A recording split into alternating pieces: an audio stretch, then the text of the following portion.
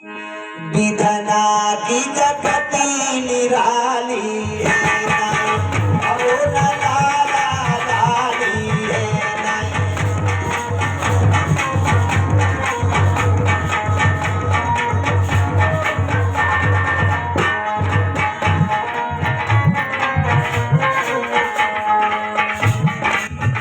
विधना की जगती निराली है ओ लाला लाली है तेरी तो गोद रही खाली है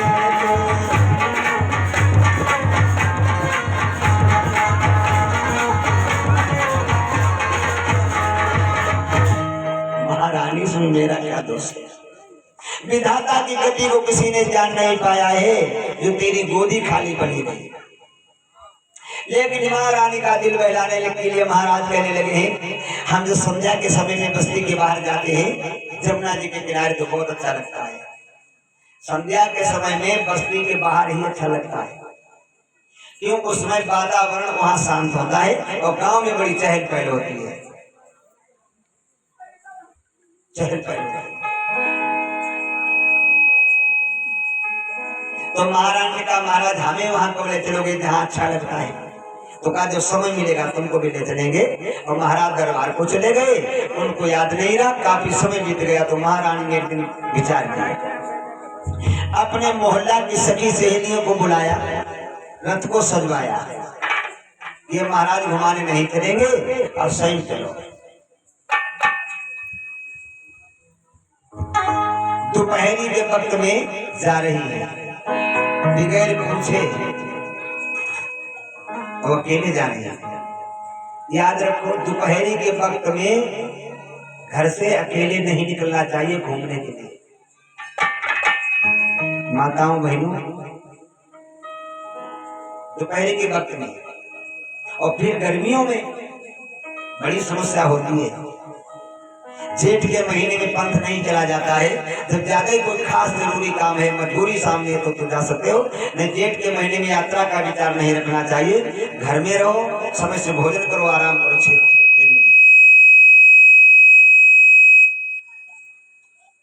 और जेठ के महीने में गर्मी के समय में जो नारियां अकेले घूमने के लिए जाती हैं चाहे बाजार जाए और चाहे वन में घूमने जाए चाहे जहाँ जाए तो उनके साथ धोखा जरूर होता है। जो पति को छोड़ करके अकेले घूमने जाते हैं उनके साथ कोई कोई घटना अवश्य घट जाती है।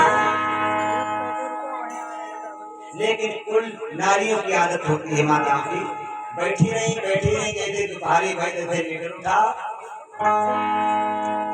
दोपहरी के वक्त जिस बात को रोका जाता है वही काम करते यही दोपहरी ठीक और ठीक दोपहरी और फिर बातें नहीं पेट गिरान लगा।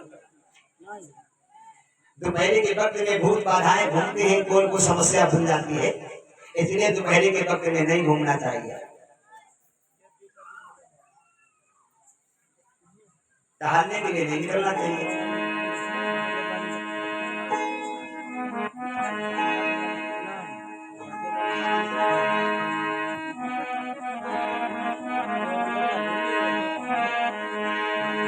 महारानी चल देती हैं अकेले घूमने के लिए वन में जा रही हैं और जैसे वन में पहुंचे हैं देखा है वन में खगोविंद पपिया सूरी ले गीत गा रहे हैं झरनों से पानी बह रहा है डाल पर बैठे हुए पंछी अपने बच्चों के साथ में आनंद ले रहे हैं और इनके कोई क्षमता नहीं तो ये दृश्य देखती हुई आगे की यात्रा करती है।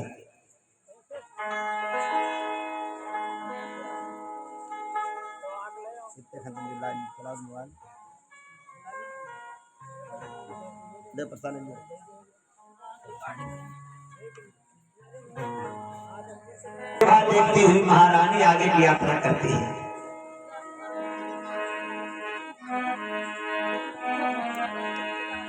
आंखें आलिंगन करती हैं कुदरत की प्यारी प्यारी को रानी जो कुछ भी देख रही उस पल की बिकट बिहारी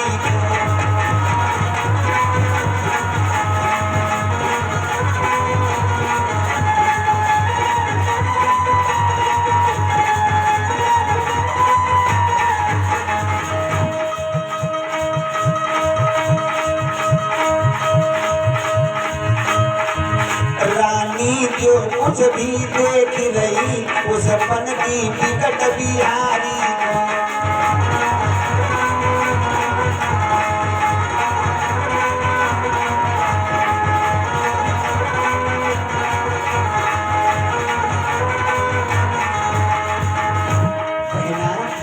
मेरी आली मेरो अंगना में मनुनाई लगी रहो है, चलो डोलिया में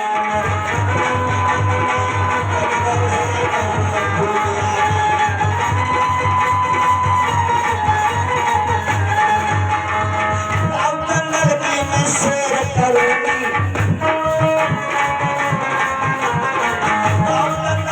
मैं शेर करूंगी अपने मन की तपन बुझाई।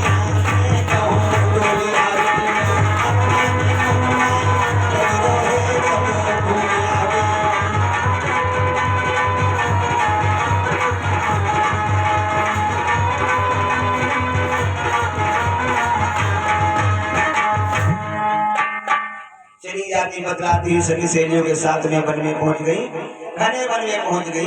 कहीं हाथियों के झुंड है, कहीं शेर दहाड़ गए और आगे की यात्रा की। घने वन में पहुंच गई, रथ को रोक दिया और सहेलियां उतर करके रथ से एक तरफ चली जाती है और महारानी एक तरफ महारानी अकेले गई और एक तरफ सहेलियां के साथ बढ़ती चली जा रही आगे को। कथा प्रेमियों वन में जा करके एकदम शौक गए। अरे मैं कहाँ गई हूँ, अब मैं किधर को जाऊं, यहाँ तो वो रास्ता भी नहीं दिखाई देता है। चारों तरफ रास्ता देखने लगे, रास्ता भूल गई।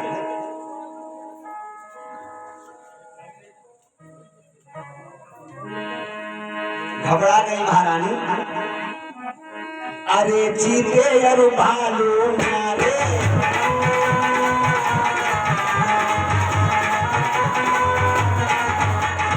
अरे चीते अरु भालू न्यारे, चीते अरु भालू न्यारे, अरे प्राण डर के मारे।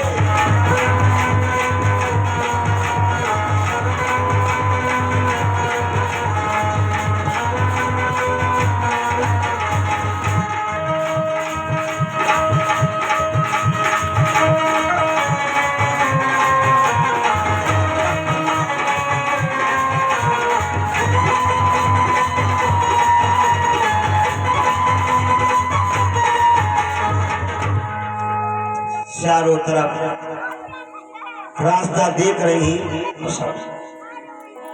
श्रोता प्रेमियों, उसी वन में एक राक्षस रहता है बहुत पहले से।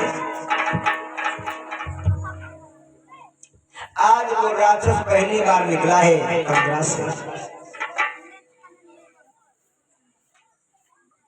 पहली बार कंदरा से निकला है और उसकी निगाह महारानी के ऊपर पड़ जाती है। उस दानव ने विचार किया, यहाँ तो भय के वजह के डर के वजह से कोई मानुष नहीं आता है और दोपहरी के वक्त में नारियों के लिए कहां से आ गया। यहाँ कोई कभी नहीं आता है घूमने और आज ये दोपहरी के वक्त में अकेली कैसे आ रही। देखे किसकी पत्नी है। आगे बढ़ा, देखा महाराज हुसैन की पत्नी, तो उस राक्षस ने वो हुसैन का रूप धारण कर लिया, तो हुसैन का रूप बना लिया और महारानी के पास में आ गया। तो महारानी कहने लगी, महाराज जब तुम्हें आना था तुम साथ ही में आते, तुम अकेली घर से चली आई तो तुम पीछे से क्या करने आई। बोला नहीं, वो नहीं बोला।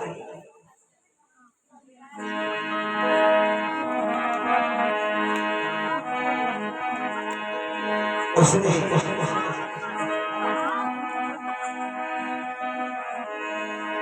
तुही माना नहीं कछु अपयोगा,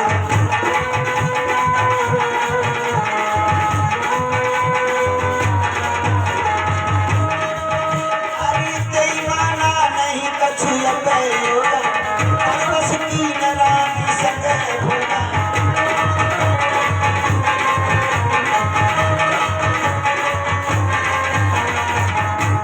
सती का सत्य तो नष्ट कर दिया और अपने वास्तविक रूप में जब आ जाता है तो महारानी बोले अरे नीच देखना मैं तुझे श्राप दे दूंगी यदि तू जमीन में भस्म हो जाए। राजन बोला अब तो तू मेरा कुछ नहीं कर सकती है, तेरा सत्य तो नष्ट हो चुका है और रोती क्यों? एक बात बता, वो बगिया किस काम की है जिस बगिया में कोई फूल न हो, और वो गोदी किस काम की है जिस गोदी में कोई फूल न हो।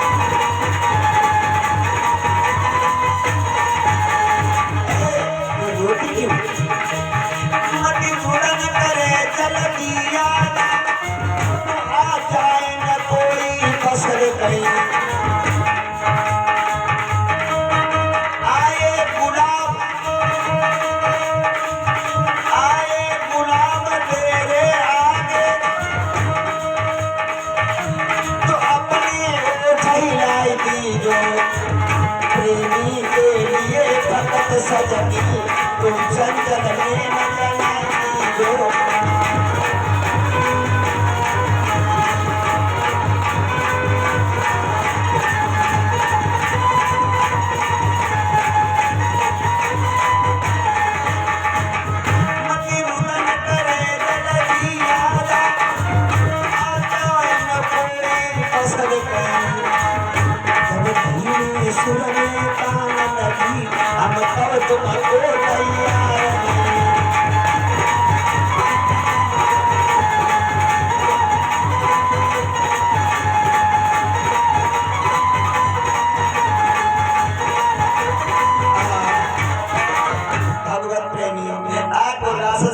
तू मुझे श्राप नहीं दे सकती है और चाहे तो हमसे वरदान ले। रानी कहने लगी तो मुझे वरदान क्या दे सकता है? ऐसे भजी हो गए तो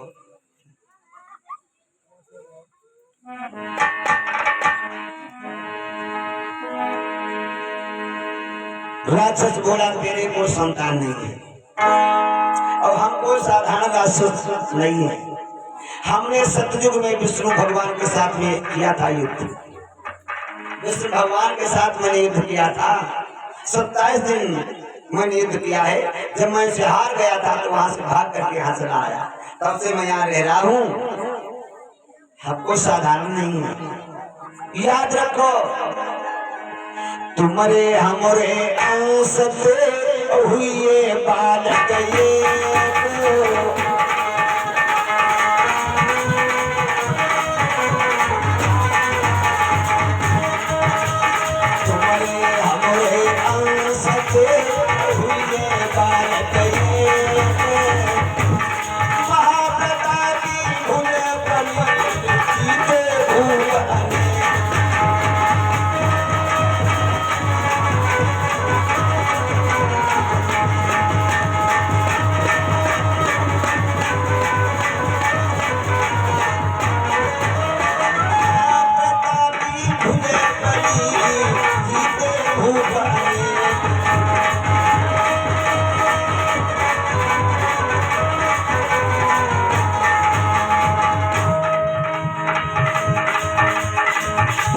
सुनी पुत्र की बात दसनी दिल में आ गई। जब ये सुनी रानी ने बात दसनी दिल में आ गई।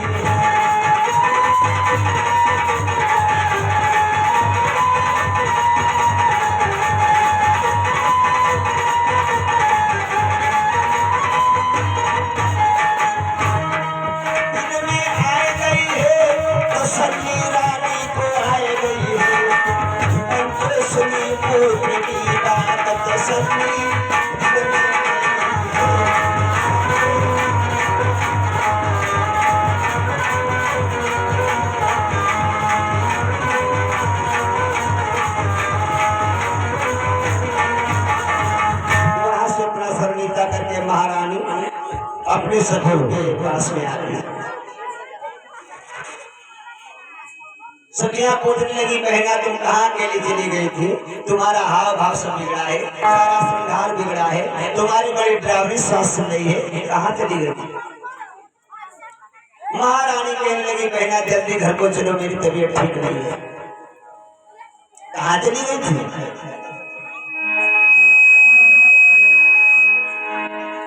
बताने लगी मैं उधर अचानक निकल गई, बंदर ने मुझे पछाड़ दिया।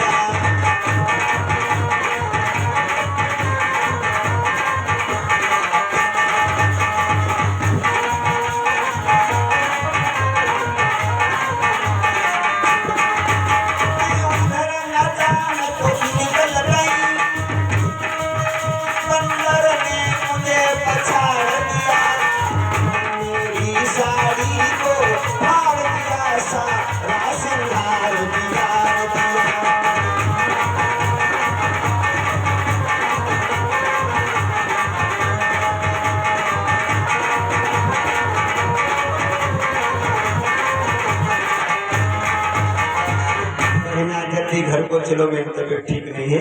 रथ में बैठ करके महारानी अपने महलों में आ गई। धीरे धीरे धीरे धीरे समय बीत रहा है।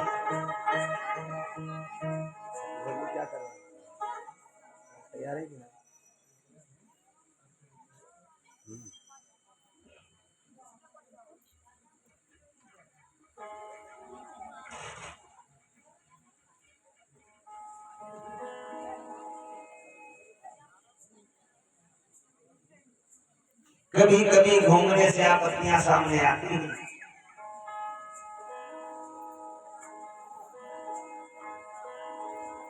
आपत्तियां आती है घूमने से।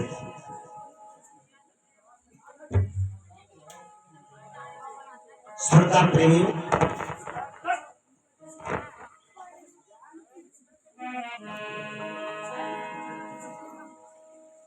कैसी आपत्ति आती घूमने से, जरा सुने। एक बार पार्वती जी ने महादेव से कहा स्वामी चलो कहीं चला जाए।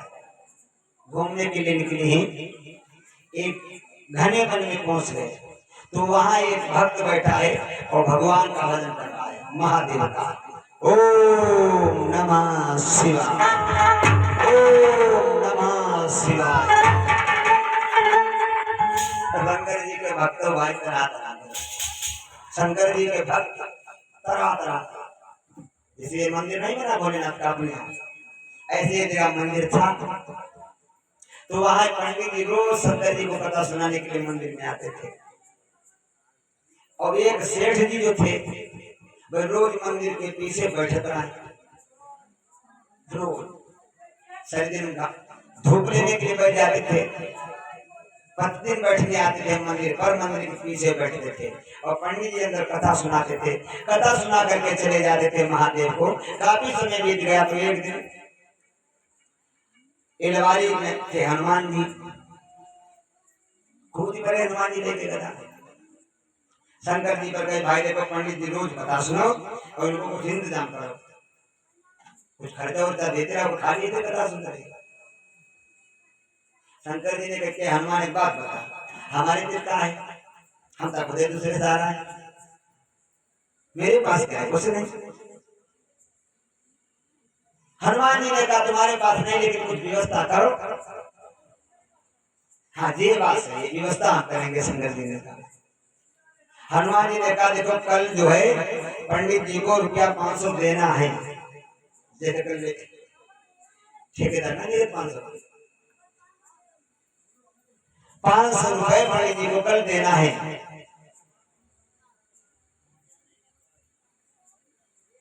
ये अंदर हनुमान और शंकर जी बता रहे और सेठ जी मंदिर के पीछे बैठे सुन रहे। समझे के बाद तो पंडित जी बताए चले गए और पीछे सेठ पंडित जी के घर गए।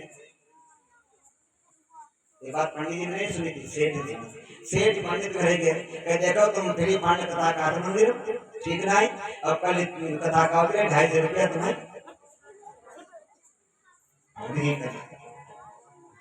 दलाली घूसखोरी सेठ ने धोती 500 मिली 250 मिली 250 पंडित दे दी। तो कही आए कि देखो कथा कहिए तो 250 रुपया तुम्हें हम दी। अरे भैया हम तो कथा कहते सुनाते हैं, पैसों की कोई बात नहीं है। अरे सेठ जी कैसो नहीं अगर रुपया 250 दे दो हर काम घोंस गोली चलाने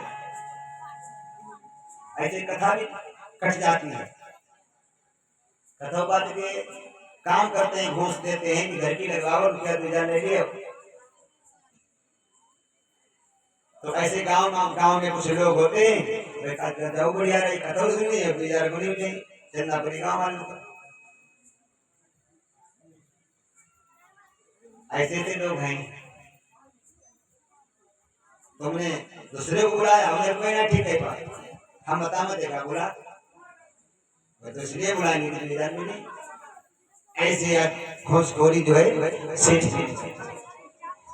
पंडित जी सुने आए भगवान भोलेनाथ को कथा सुनाई और कथा सुना करके जीव मृत्यु हुए हैं और तीनों ही सेठ पहुंच गए। ये शंकर जी पैदा पंडित जी का नहीं तलाक हम ऐसे जाने के मंदिर पाए चुने शंकर जी के। तो शंकर जी के मंदिर में सेठ ने प्रवेश किया 5 छूने के लिए जैसे शंकर जी के शिवलिंग पर अपने हाथ रख के और वही हाथ में चिपटी गए कर ले घोड़ी कर ले भाई हाथ उसी में चिपट गए मूर्ति में। अब सेठ अपनी खेते में आप चिपट गए। शंकर जी ने सेठ का छोड़ो भगवान ने हनुमान पूरे द्वारी में गदा लेके सेठ रुपया 500 लगाओ मुझसे तब हाथ छुपी ऐसे ना छुट पाई नहीं कई कदम सेठ पर कमराई ले पैसा मूर्ति में हाथ चिपके हनुमान जी द्वारा पूजे लेके गदा कैसे रुपया 500 लगाओ नहीं एक कदम समझते। सेठ हमने कहा कि इतने पैसा शंकर जी ने कदम 500 रुपया कर दिए। शंकर जी ने कहा हमारे कहा रखे तो ऐसी व्यवस्था कर दे तुम्हें और जब उनने 500 रुपया कबूले यहाँ में रसे लाए दिए तब छूट पाए।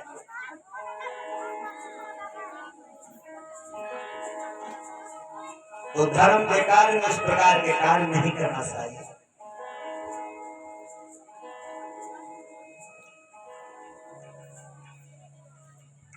ऐसे महादेव जा रहे हैं पार्वती जी साथ में हैं और वो भक्त बैठा ओम नमः शिवाय ओम नमः शिवाय। सानी कोई आपको बुला रहा है आपका भक्त शंकर जी ने जाए दुनिया चलो ना चक्कर ना पड़ो। अरे स्वामी देखो कोई तुमको बुला रहा है तुम चक्कर ना पड़ो। और शंकर जी कहता और पार्वती सुंदर थी तो शंकर जी ने कहा तुम मैंने बैठे हुए देखिए कौन बुलाए लो काय बुलाए लो। तो पार्वती को बैठा दिया शंकर जी उसके पास में गए और वो शिवाय का जाप करता है। भोलेनाथ ने पूछा भैया भक्तराज आके खोलो मैं आ गया हूँ मानो क्या चाहिए इसलिए मुझे बुला रहे हैं।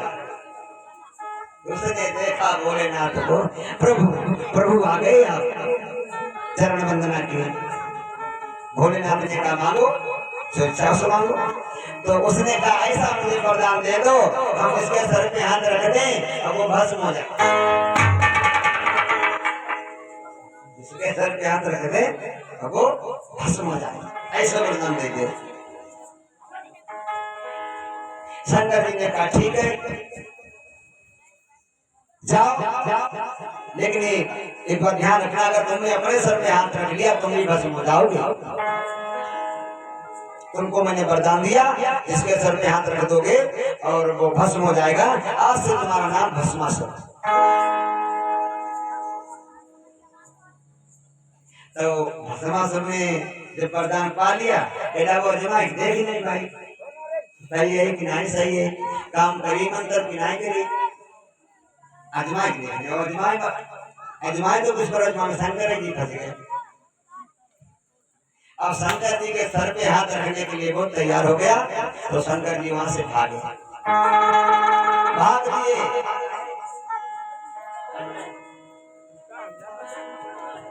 पार्वती को देखा भस्मासुर ने, अब तो और विचार बदल गया कि कही दी बाबा भस्मोन और हम की नहीं पार्वती जी अपना घर बसा में कुछ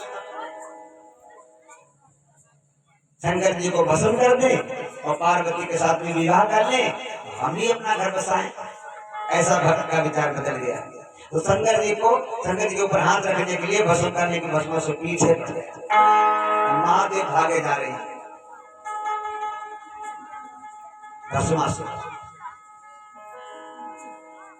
भागते भागते भागते भागते एक कंदरा में भोलेनाथ प्रवेश कर जाते हैं। कैसे मूड बचे, पाए ना कोई बात नहीं, सर बचे कैसे, तो सर गुफा में उन्होंने अपना डाल लिया और भस्मासुर पैर पकड़ करके खींच रहा। भस्मासुर महादेव के चरण पकड़ के खींच रहा है कि वो सर मिल जाए और सर पे हाथ रख दिए भस्म हो जाए। पार्वती पीछे पीछे तब तक आ गई। बड़ी विचित्र कहानी। अब भगवान भोलेनाथ अपने सर को छुपाए हुए और किसको याद कर रहे हैं? नारायण भगवान को। हे मायापति भगवान जल्दी आइए।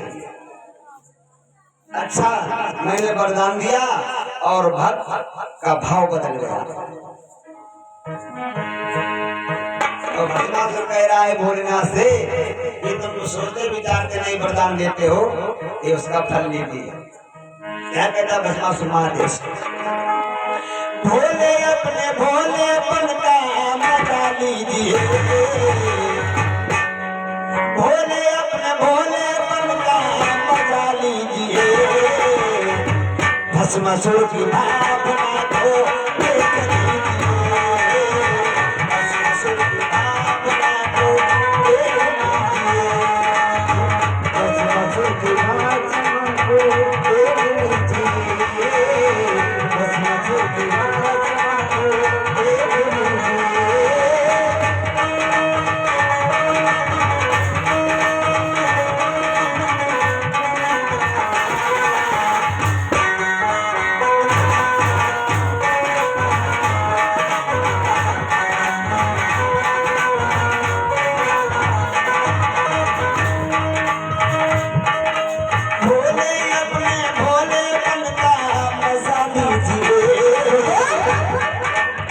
भस्मासुर की भावना ये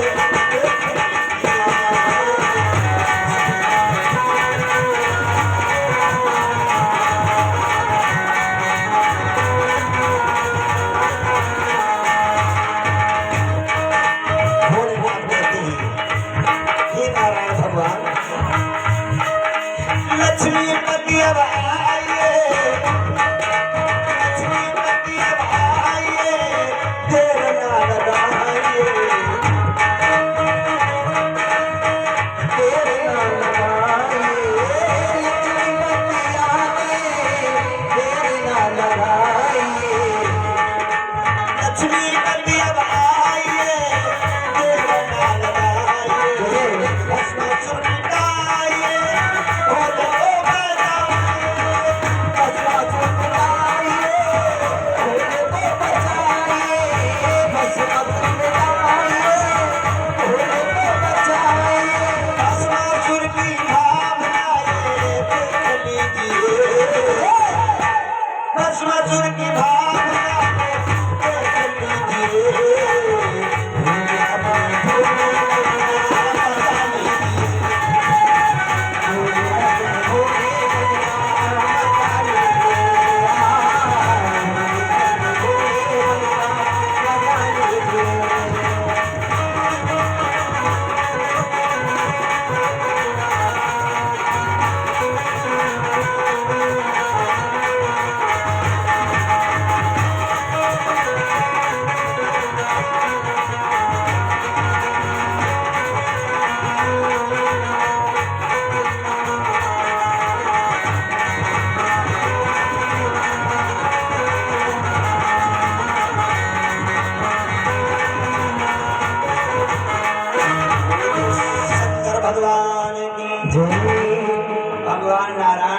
हैं, उन्होंने पार्वती का रूप धारण कर लिया।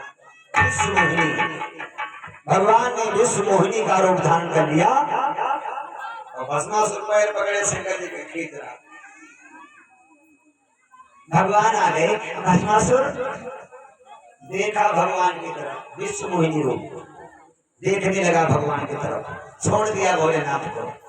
भगवान बोले हम तो तुम पर वैसे हो राजी है, काहे बुढ़ाई मारे डाल,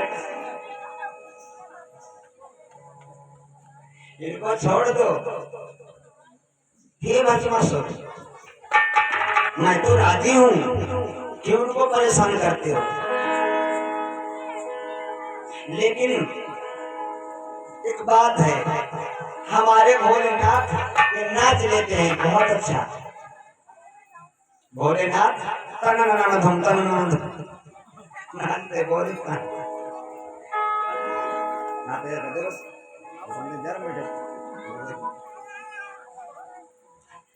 हमारे भोलेनाथ नृत्य बहुत अच्छा कर लेते हैं।